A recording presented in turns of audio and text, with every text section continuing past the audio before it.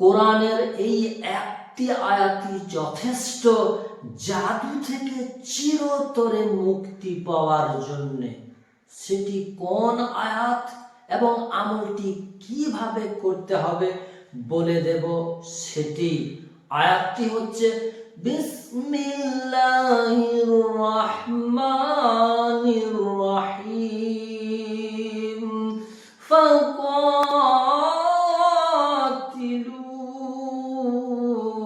আউলিয়া আশ-শাইতান ইন্না কাইদাশ শাইতানি কানা দাঈফা। এটি সূরা নিসার ৭৬ নম্বর আয়াতের একটু অংশ।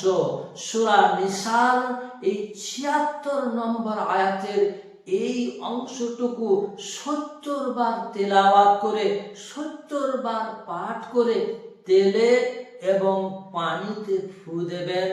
এই পানিটি রোগী প্রত্যেক দিন পান করবে এবং গোসলের পানিতে সামান্য একটু মিশিয়ে নিয়ে ওই পানিটি দিয়ে রোগীটা প্রত্যেক দিন গোসল করে নেবে এবং তেলটি ২৪ ঘন্টার মধ্যে ২ বার মাখবে।